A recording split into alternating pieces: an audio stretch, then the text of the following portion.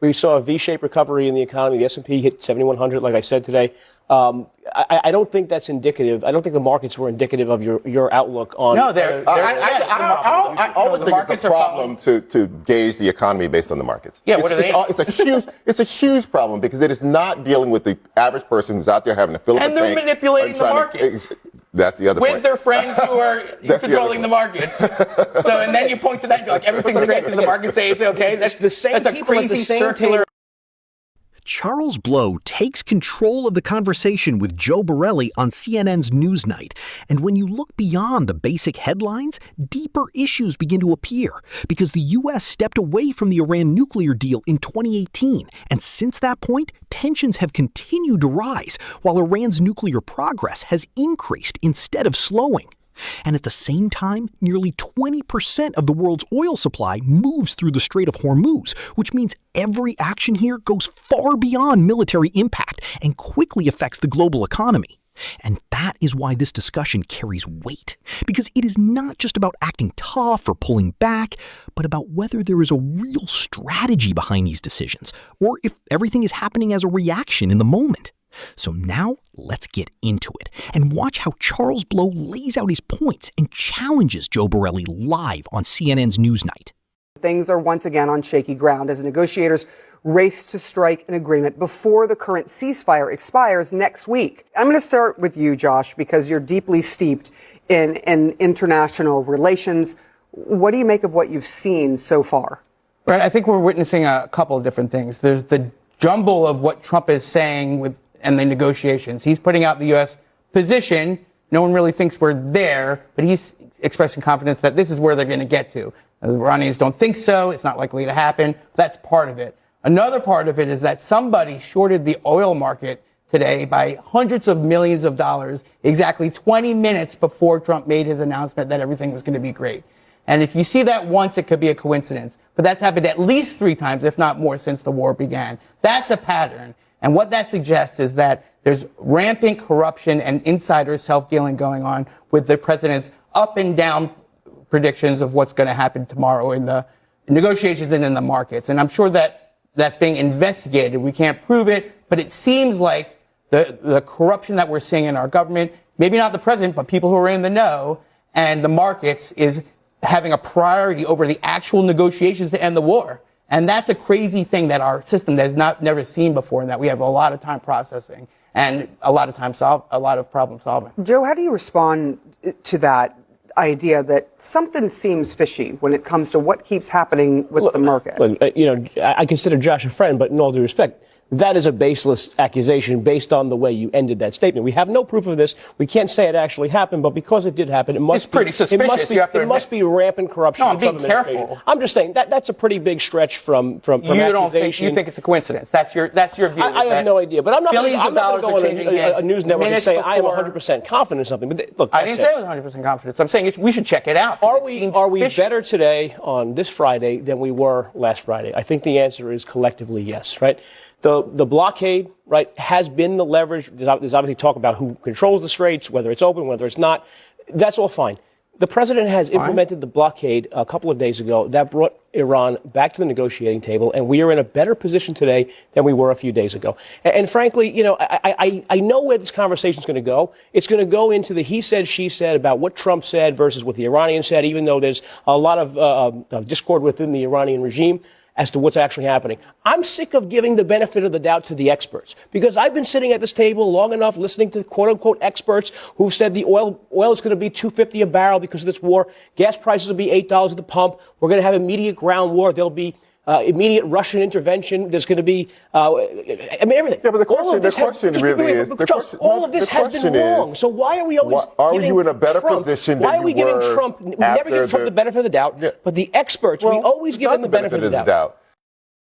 Josh Rogin brings up a point that is hard to ignore, because when you study how markets respond during global political tension, timing plays a key role, since regulators like the U.S. Securities and Exchange Commission monitor cases where trades take place just before major news breaks, and that is often treated as a strong signal of possible insider behavior.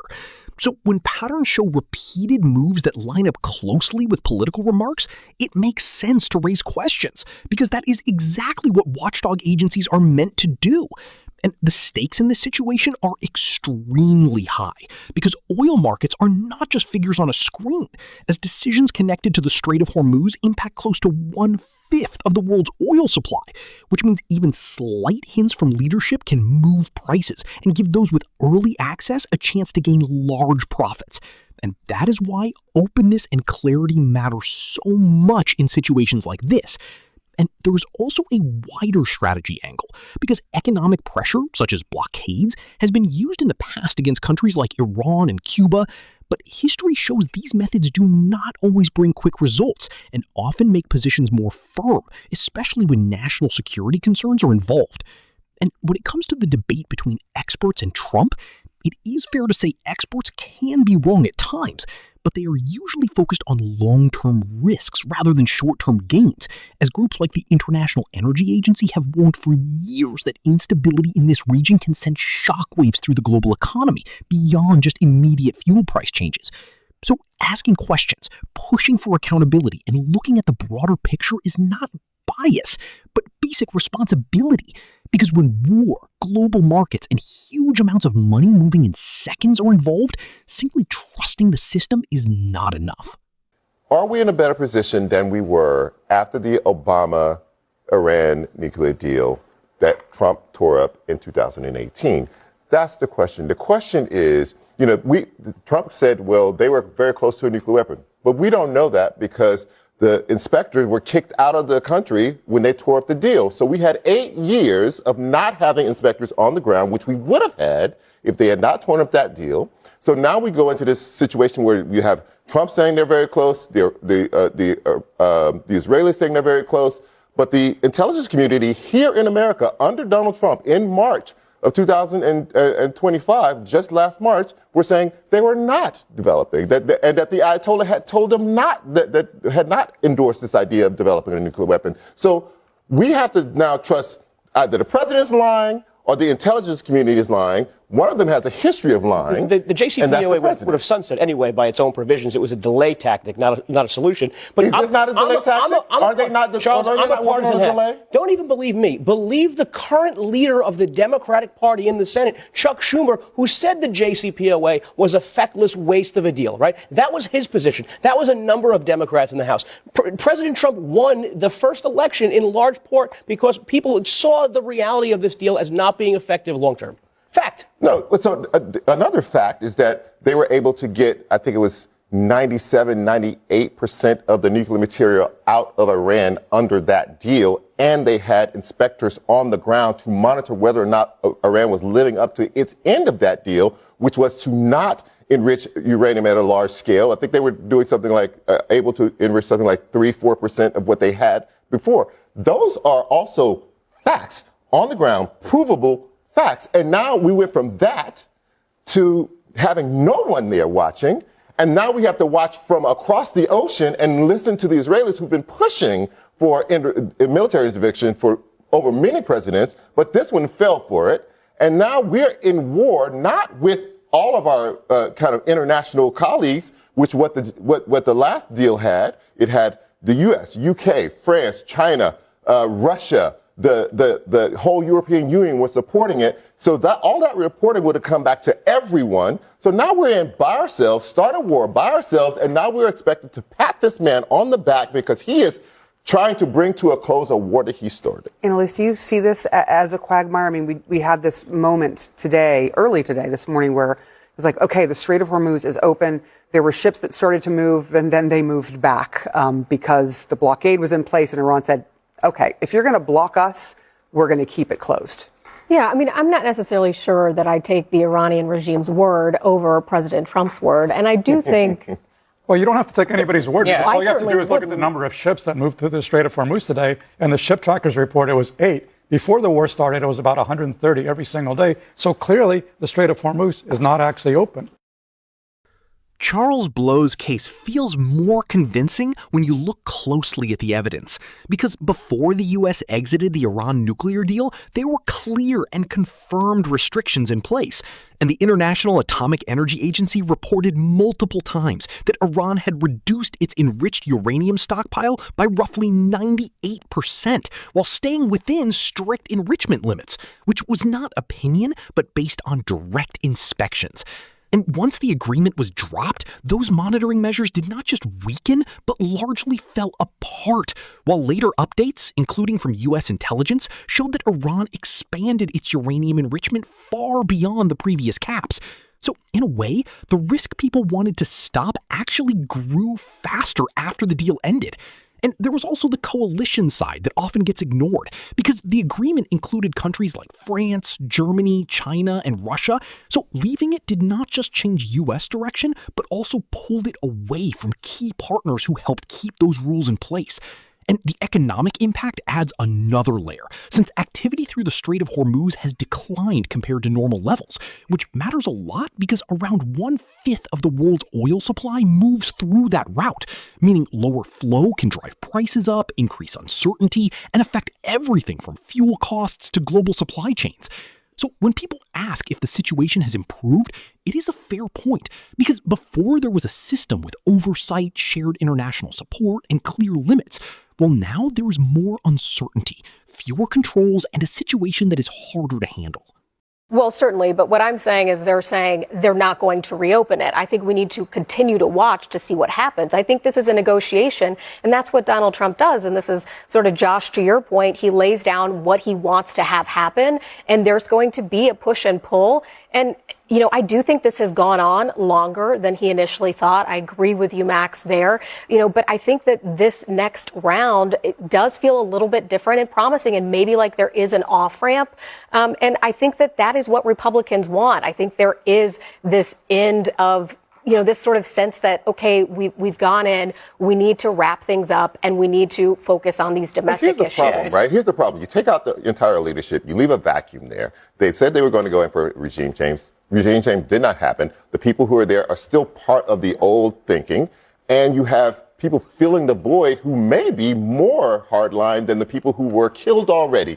So you make it an Iran where it's even more dangerous. You have the Strait of Hormuz that we had never thought of Iran controlling. Even in Trump's tweets or posts on Truth Social today, he was calling it the Straits of Iran instead of the Straits of Hormuz. It is without a doubt that they are now controlling it. They are saying whether or not it's open or not. And that is a change. That is a negative change. Well, I think what's also a change is that they have an entirely decimated Navy. I mean, we have obliterated their military capabilities. So I think if we're talking about what's changed, that is a huge change. Obliterated military capabilities. They still have thousands of missiles, haven't done thousands of drones, dozens of ships, and the ability to attack all of our allies and all of our bases in the region. And not only that, the world economy is getting worse and worse. And I'm not sure what experts Joe is referring to when that were wrong, but I wish the Trump administration had included a few more experts on this negotiating team, because it's pretty clear that they misunderstood the negotiation. I'm rooting for them. I think not just Republicans, everybody wants this war to end. I want Donald Trump to succeed in ending this war, but I can't ignore the incompetence in which he's prosecuting that negotiation, because it's obvious. And the way that we know they don't have a strategy is because the strategy changes every day. So if the strategy changes every day, that means there's no strategy. And now they're bumbling through it, as Max said. And yeah, I hope they accidentally solve the problem and get us out of this mess, because not only is the world economy getting worse, not only is the prices for Americans going up, but Americans are in harm's way and they're dying and getting injured. And we should hit not 7,100 today. We saw a V-shaped recovery in the economy. The S&P hit 7,100, like I said today. I don't think that's indicative. I don't think the markets were indicative of your outlook on. No, I always think it's a problem to gauge the economy based on the markets. Yeah, it's a huge problem, because it is not dealing with the average person who's out there having to fill up a tank. And they're manipulating the markets. That's the other point. With their friends who are controlling the markets. So, and then you point to that and you're like, everything's great because the markets say it's okay. That's the same that's a people crazy at the same circular. If you look at how conflicts like this tend to unfold, removing leaders or striking military targets does not automatically bring stability, because research in international relations shows that power gaps often create even more chaos. And after governments fell in places like Libya and Iraq, the result was not order, but division, the rise of more extreme groups, and long periods of conflict. And the idea that military strength is completely wiped out also does not really hold up when you consider how modern warfare works, since Iran has never depended only on traditional forces, but instead relies heavily on missiles, drones, and regional proxy networks. And even reports from the U.S. Department of Defense have pointed out that these uneven tactics are exactly what make Iran difficult to fully contain. So while infrastructure can be damaged, that does not remove their ability to respond. And then there is the economic side, which is often overlooked, because the Strait of Hormuz is not just another location, but one of the most important choke points in the world, with around 20% of global oil supply passing through it, meaning even small disruptions can send shockwaves across energy markets. And while stock markets may appear stable on the surface, organizations like the International Monetary Fund have warned many times that instability like this pushes inflation higher and affects everyday people far more than what market numbers suggest, which is why using stock performance as proof that everything is fine is not very reliable, since markets can shift based on short-term emotion, speculation, and political signals, rather than real-world costs like fuel or food. And perhaps the biggest concern is the absence of a clear and steady plan, because in most effective military actions or negotiations, there was a defined goal and a consistent path toward it. But when objectives keep changing, from regime change to deterrence to negotiation, it often shows that things are not going as intended. So raising questions about the strategy is not negativity, but an understanding of patterns we have already seen. And historically, those patterns rarely lead to the outcome people expect.